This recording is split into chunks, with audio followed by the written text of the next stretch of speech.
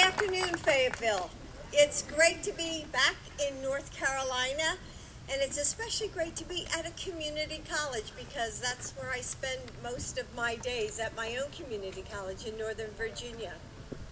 But before we begin, I just want to say that our hearts and our prayers have been with you and will continue to be with the victims of Hurricane Matthew. Well, I know this morning or this afternoon that you're all here for your own reasons. Your moms and dads, your husbands and wives, sisters and brothers. You've got jobs and kids and community obligations.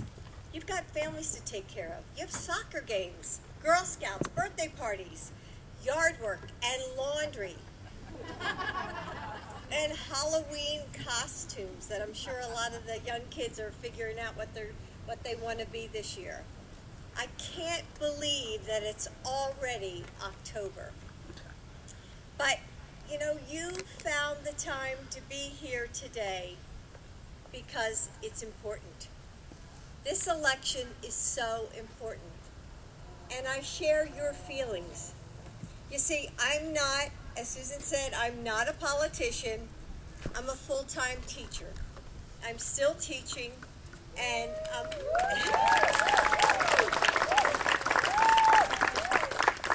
and I'm also a military mom. And of course, I can see that how this election affects all of us, but especially women.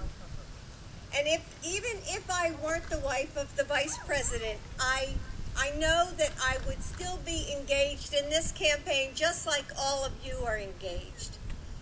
And during the last 8 years, I've had the honor of meeting people who simply make America great. People like you. Moms in their 30s, working full-time, going back to the community college to complete their education so that they can create a better life for themselves and their families. Military spouses going through deployment after deployment, moving countless times. I'm sure many of you have experienced this. Stopping and starting your own careers without complaint. Incredible teachers. Are there any teachers here today? Yes, oh great. Great, thank you. Thanks for coming out and supporting the ticket. You know, teachers who find creative ways every single day to connect with their students. And they connect until they've reached every single last one of them. These are the people that President Obama and my husband Joe have worked for every single day. And they're the same people who Hillary Clinton and Tim Kaine will work for when they get elected on November 8th. When I think about this election, I think about it as a mom, as a military mom. Our oldest son, Bo, served in the Delaware Army National Guard and was deployed to Iraq for a year. So I know the mixture of pride and concern that families feel when a loved one is overseas. And I've been just so amazed what military families do for our country. Because as you all know very well, when you have a family member who serves in the military, the entire family serves too. You know, the Kaines are a military family. Ann and Tim's son, Nat, is an officer in the Marine Corps. So Ann and Tim get it. And just as this was personal for Joe and for me, it's personal for Ann and Tim too. And of course, I think about this election as a woman. Let's face it, there's so much at stake this election. And that's pretty obvious to all of the women here in the audience.